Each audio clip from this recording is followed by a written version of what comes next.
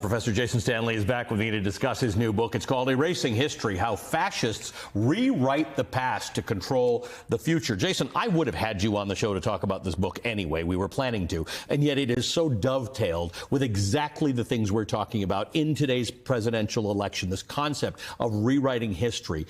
It has been tried and true. It has worked the world over, and Donald Trump isn't as incoherent as some of his speeches are. He knows this. He knows that you can rewrite history, repeat the fallacies, and some people will believe you, and perhaps lots of people will believe you.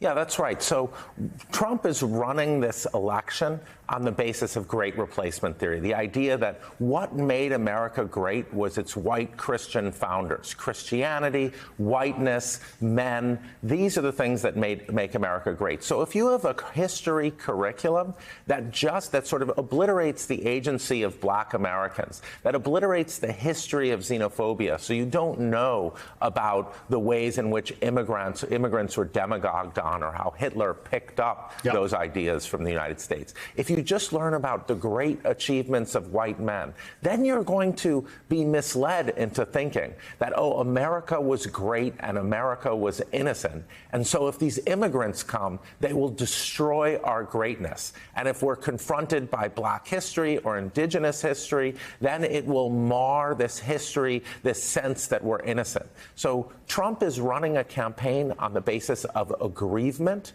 of grievance, and by having these attacks on our public schools and universities that we're seeing, of course, with an aspiring autocrat like DeSantis in Florida, but all across southern states, in many, 20 states and more in the country, that are attacking black history, that are attacking the history of labor unions, that are attacking our own history of indigenous genocide, that are attacking the concepts of structural racism, so we can't understand our country. This allowed stereotypes to breed. If you don't have an accurate history, if you don't know why, many cities have poor black neighborhoods and wealthy white ones guarded by militarized police, then you're going to lean into stereotypes about how that happened, about laziness and those sorts of things that are false stereotypes that if you learn history and learn about,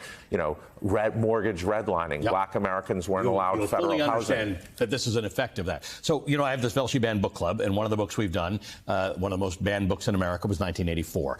You talk about control of information in your book. In fact, you say that it's a critical, central aspect of control of power. In the preface to the book, you write, by removing the history of uprisings against the current status quo from the curriculum, or never allowing that history to be taught in the first place, authoritarians leave students with the impression that the status quo has never been and cannot be challenged. Now, you are a professor, so you live in this world of you must challenge. If you are at a university, the only job of you and your students is to constantly challenge, argue, debate, and come to new conclusions. Yeah, universities are the primary target of authoritarians. It's almost the first target, the courts, the schools, and the universities. We see the universities are denounced as anti-national, as traitorous, because they're questioning this national narrative of national greatness. So in India, when the university students protested for Muslim equality, these nonviolent protests were attacked violently by police. The universities, Viktor Orban kicked the best university out of Hungary, Central European University. What we're seeing now in Florida and many states is professors are being targeted. Any critical history is being targeted. Students are asked to report professors. And of course, the war on public schools it creates a culture of fear and intimidation, which is the very basis of authoritarianism. Reporting people, turning each other in. Vladimir Putin actually blurbed my book. He said recently, wars are won by teachers. Right. So Yep. this book started as a series of lectures in Kyiv, Ukraine in August 2023. And Ukrainians face a clear fake history in Yes. Russian textbooks. 100%. If you read Ukrainian and Russian history, you'd almost think this war should be going the other way. Interesting point you make. By the way, when criticized by Kamala Harris in the debate about how world leaders don't like Donald Trump, he invoked Viktor Orban, which I thought was when you're calling on Viktor Orban as your guy, you got a problem. You acknowledged that part of the act of democracy, quote, a moral of this book is that we've been through this before. When we understand the mechanisms by which democracy is attacked, the way myths and lies are used to justify actions such as wars, and the scapegoating of groups, we can defend against these attacks and even reverse the tide. This struggle is part of the action of democracy itself. If we weren't having this struggle, we wouldn't be living in a democracy. Did I find the optimistic part in this book?